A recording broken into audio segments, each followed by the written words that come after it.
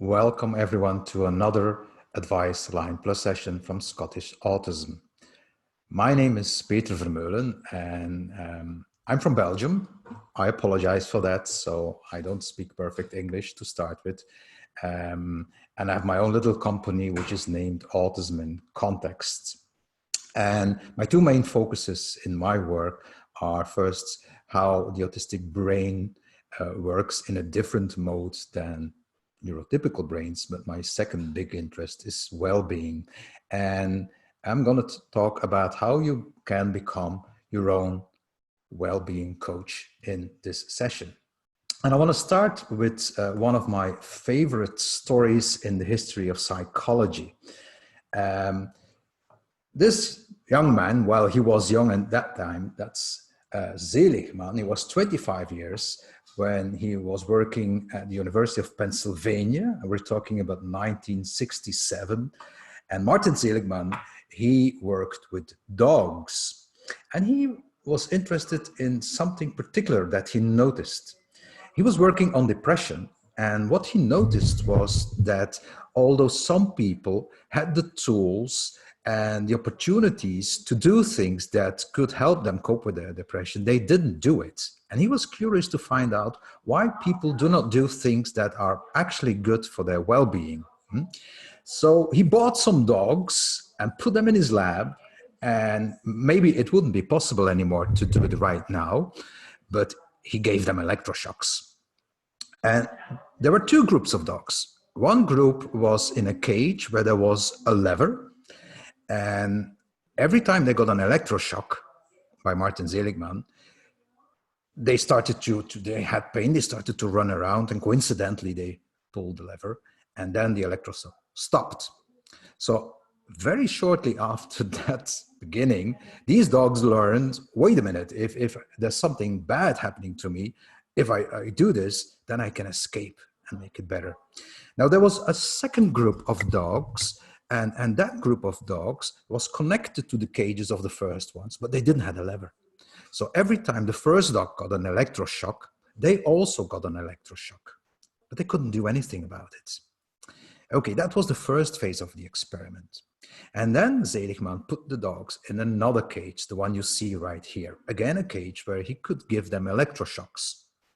But this time there was no lever. There was a kind of a little wall, so to speak, and with some effort, the dogs could jump over the wall to the other side of the cage where there was no electroshock. Now this time, both group of dogs had the same cage. And what Seligman noticed was that the group that had been in the cage with the lever in the first phase of the experiment, that they immediately after they got an electroshock, they jumped over the wall to the other side where they did not have this aversive experience. But the dogs who had been in the cage without the lever sat there and were in pain, and they didn't jump over the fence, although they could do that. Now, that's when the term learned helplessness was coined. That's explained why sometimes we don't do the things that actually could help us. Now, Martin Seligman, he's much older now, as you can see, and he's now one of the big experts in happiness research.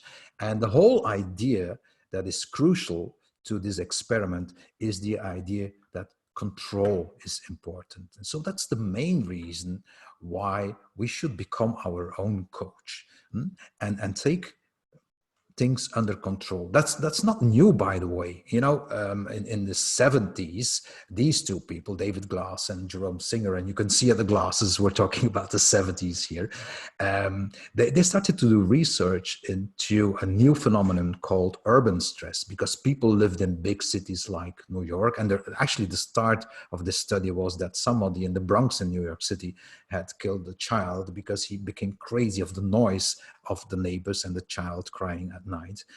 So they did research, and what they found indeed is one of the biggest predictors of your well-being is having the idea that you are in charge and that you have control. And actually, even if you don't have control, but even the illusion of control works. Here's another nice experiment.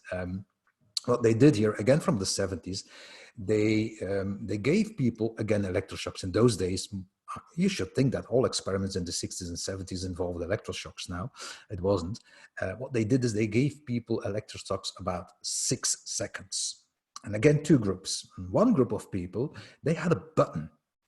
And the experimenter said, you know, okay, it's not nice receiving an electroshock for 6 seconds, but if it's too painful for you, or if you don't like it at all and it's too much, we want you to participate as long as possible.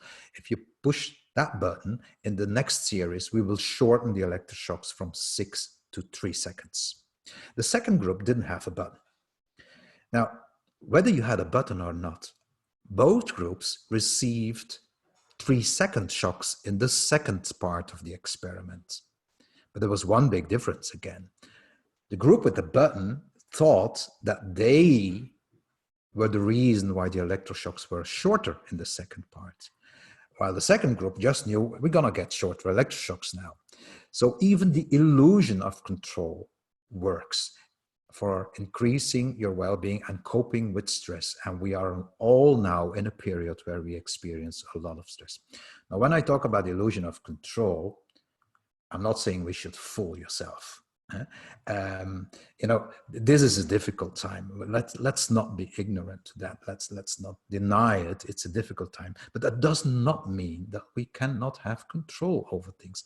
So becoming your own coach starts with making your own control chart. And I will explain how that works. What is your control chart? Well, you start with the things that probably you are worried about almost every day now, things that we cannot control. We're talking here about things that, for instance, the virus. Then next to that, you start thinking about things you can control. And then the last thing is things that you think, I can control them, but I need help here. And I will talk about coaching and support from others. So for instance, you could start with filling in a page like this. Okay, I cannot control the virus. I cannot control the measures taken by authorities. I cannot control the availability of foods. Sometimes there's certain things missing in shops now.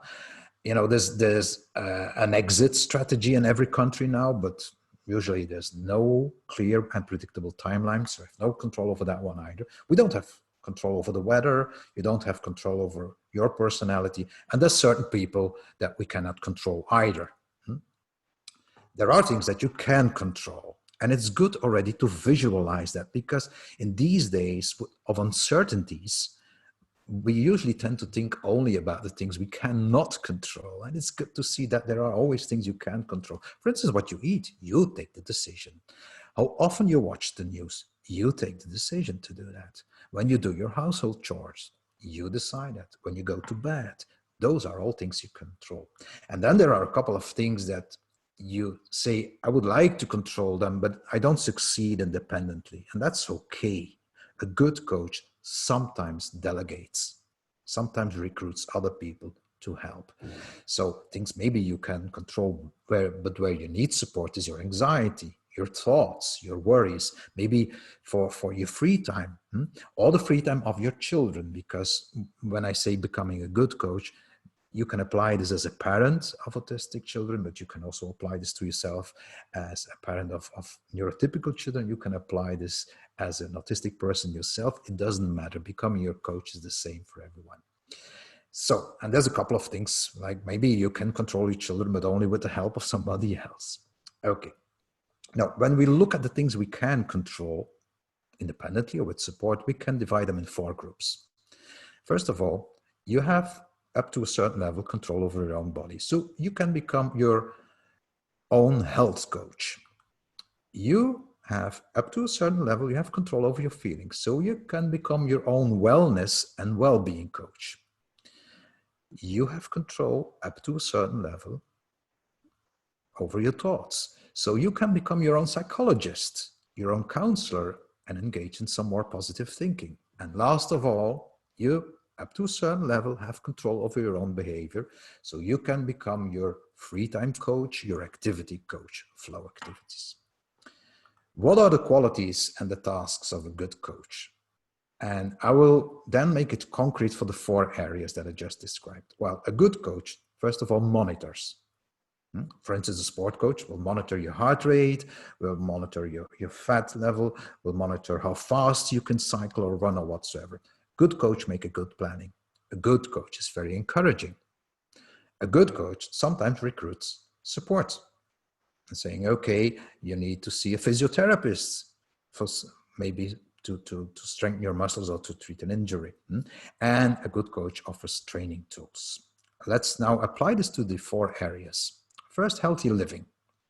Okay, very important in these times of uncertainty where most of us have more free time. And fortunately, I think also in Scotland, you're now allowed to go out again. And that was a big problem in the beginning. But you know, people say running away doesn't solve your problems and you shouldn't do that. Actually, to me, that's the best thing you can do, is running away from your problems. Because it is known, and there is evidence for that, that if you do physical activities with cardiac exercise, so I'm not talking about a slow walk, I'm talking about running or doing stairs. You can even do it inside and go up the stairs if you have stairs 2-3 times. Doing cardiac activity lowers your cortisol level. And cortisol is our stress hormone.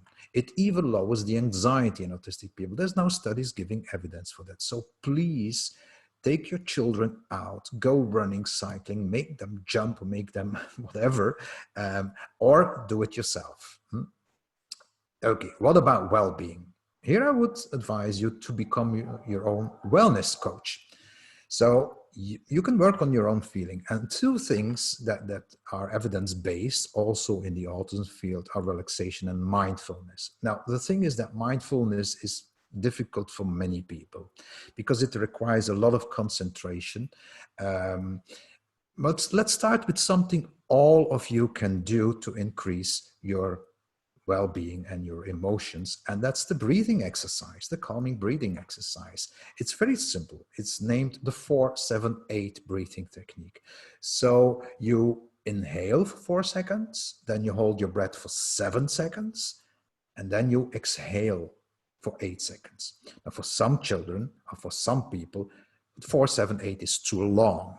Then take half of it. So make it 2, 3.5, and 4. And you know, 3.5, it shouldn't be exactly 3.5, you know that? So 2 seconds inhaling, holding your breath for 3 seconds, and do that and train that. Now, when it comes to relaxation, there are many different forms of relaxation.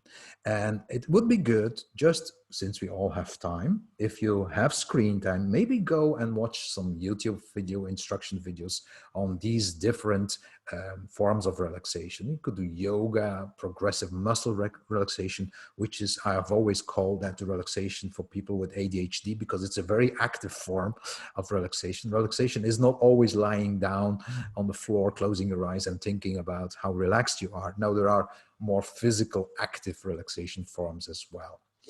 2 things here that are important. Remember, what does a good coach do is first, listen to your body. Learn to listen to your body, because many of us, certainly in terms of stress, then our interoception abilities go lower. So we're not good at detecting ourselves. But fortunately, these days, there are tools for that. You can measure your heart rate. Your heart rate is quite a good indication for your stress level as well. Obviously, take into account the context. If you're running and then your heart goes up, it's because you're doing physical exercise and not because you're stressed. But you know, you have these smart watches, you have smartphones that can do that. However, I would change something that I often see and that I don't like. You know, when it comes to emotion regulation, I often see these stress meters also used with children. How far are you in the red? And that's, again, too much focus on the negative. What I would like to propose is the opposite. Don't use a visual stress meter. Visual is okay, especially with children. It's okay to monitor their own stress in terms of, you know, some of you know these different zones, green, yellow, orange, red, and red means I'm completely out of control. I have a meltdown or whatever, and green means I'm relaxed. I would kind of do the opposite and call it the relaxation meter. It's a matter of terms that we use, because if we ask children or ourselves all the time, how stressed am I? Then again, you focus on the stress, and it's not something, you know, Positive thinking, that's the next thing. Not something we should do. You could ask yourself, how relaxed am I? And again, there will be times that you are not relaxed. As long as you're in the green zone, you keep doing what you do. If you're only a bit relaxed, that's maybe when you should do your breathing exercise. And when you're not relaxed, then you do the relaxation or the physical activities. So first thing is try to monitor visual, especially with children and youngsters on the spectrum. Try out different forms. One of the things that people say is, I've tried this mindfulness 2 sessions and it didn't work.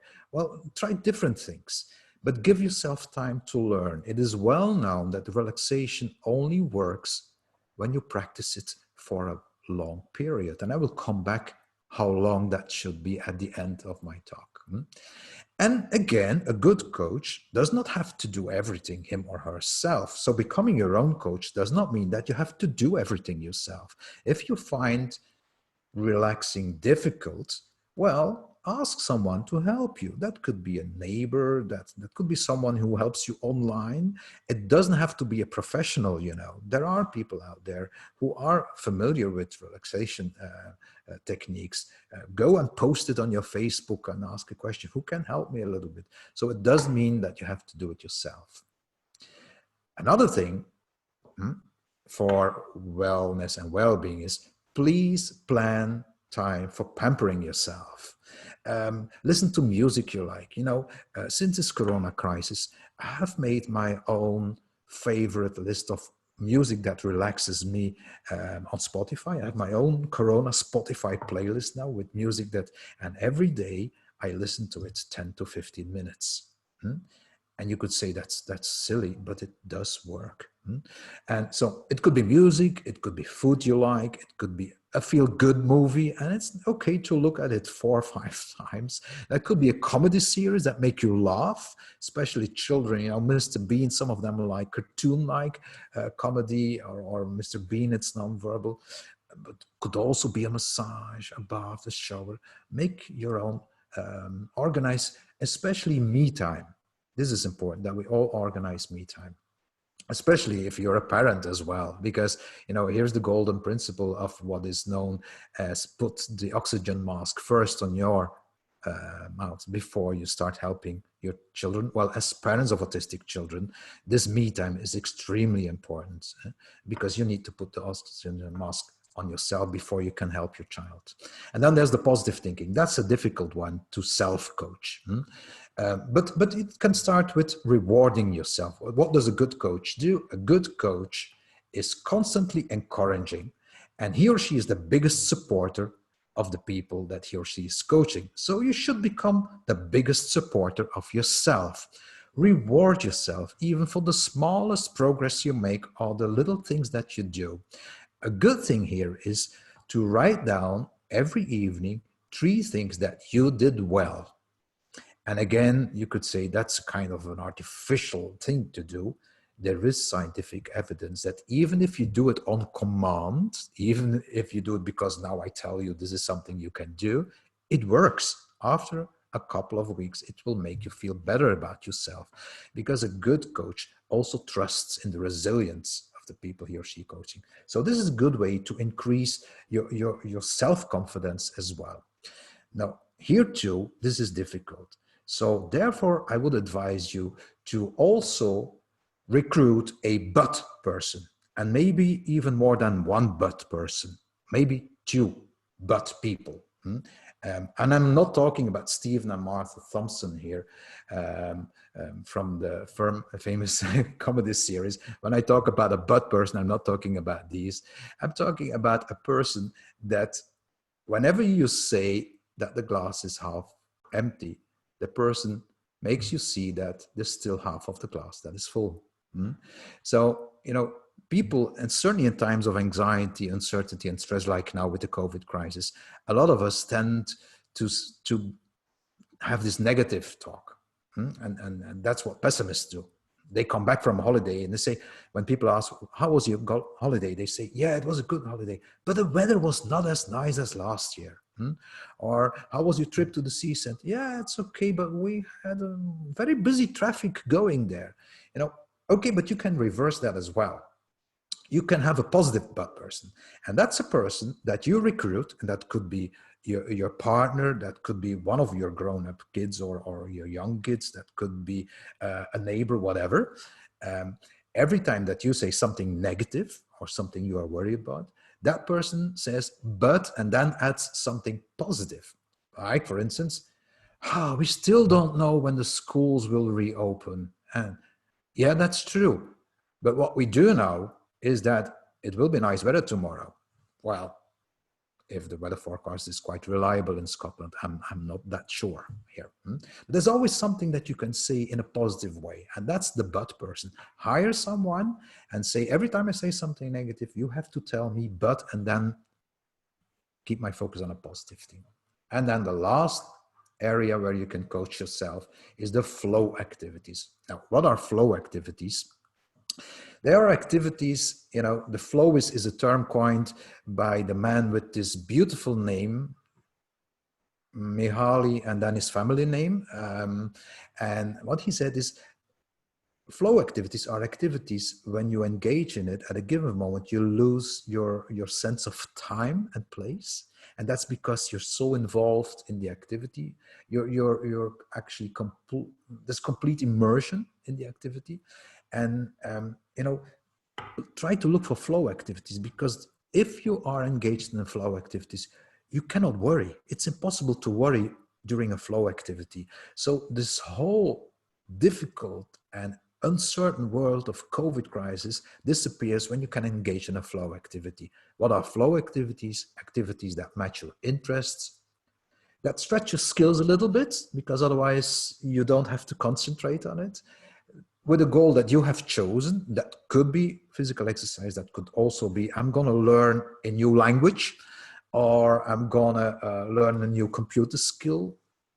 Activities where you enjoy the journey, not the end. So it's not about reaching a certain, there is a goal, but whether you reach it or not, that's not important. You like doing the thing, even if you don't reach the goal. And activities that catch your attention. So no multitasking here. That often means put this thing away, because it's difficult to get into a flow when you constantly get these pop-up messages about the latest news about the coronavirus.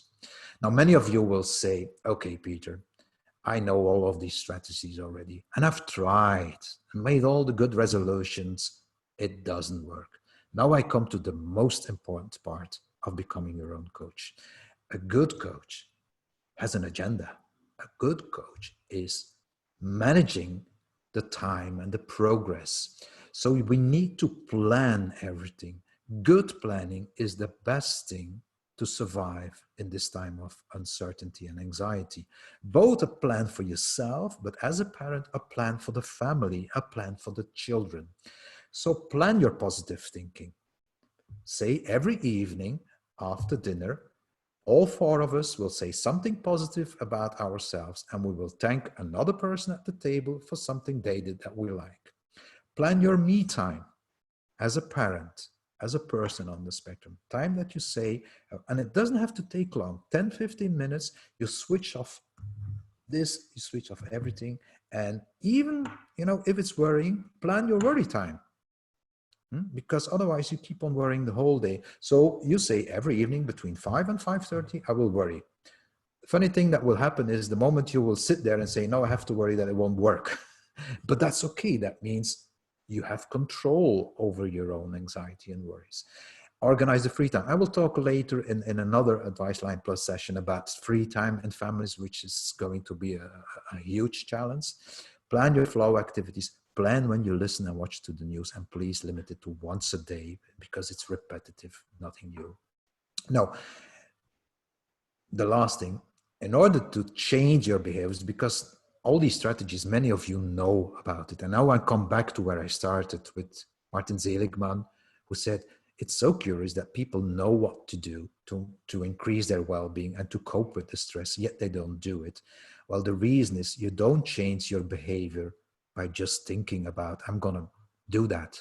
You need actually to do it. So plan it. And when I said, how long does it take? Well, based on research, it takes an average of 20 days to create new habits. So the positive thinking, the me time, the pamper time, the flow activities, all the things that I advised, even the physical exercise, it will take you on average 21 days before it becomes a kind of an automatic pilot. You will miss it after 21 days. And that's when you are your real coach. When suddenly you say, well, I made so much progress that I don't have to plan it. So give yourself time. If you start tomorrow doing one of the things that I told you that you can do to coach yourself, well, you will only see the effect probably starting from the 19th of June or later. So add 21 days, give time, because most people start with something and after 5 days they say, I still don't feel better. Yeah, that's okay. 5 days is too short. So routines are good. There's again a lot of research. This is just 2 articles. Routines are good for the mental health of children too. So I'll talk about that in the time management session. Routines are very good. So the first 21 days, you don't change. You stick to the routine. However, I do know that when we have to do with autism, that routines can also be a risk, that things cannot change anymore afterwards. So therefore, you stick to the routine for 21 days, or until you see that it becomes a routine. And then once the routine is there, you start to insert small changes and variations. Let me make a concrete example. Me and my wife, we go walking our dog every evening around the same hour. In the beginning, it was the same hour. Now, after 2 months, it's in the evening. So we change a little bit. We are a little bit flexible in the time. In the beginning, we did always the same route until we got bored.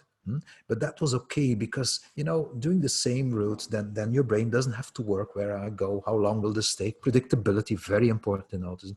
And now we have different routes. So that's what I mean with the small changes and variations. If you do this with autistic children, it's good to start with a fixed routine and involve small variation, because otherwise you risk that after a couple of months, you will always have to do the same walk around the house, and that's not nice.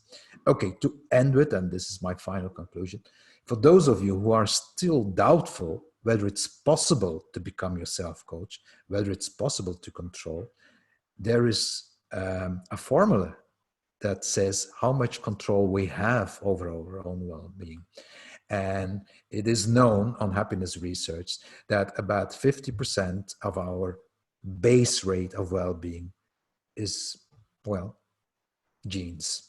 Yeah, some people will be more unhappy than other people. There's about 10% that has to do with circumstances. And I know this is a phenomenal crisis we are facing right now. This is huge. Some people even call it a war, the French president, for instance.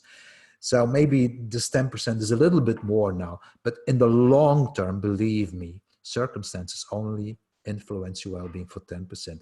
The other 40% is your own behavior.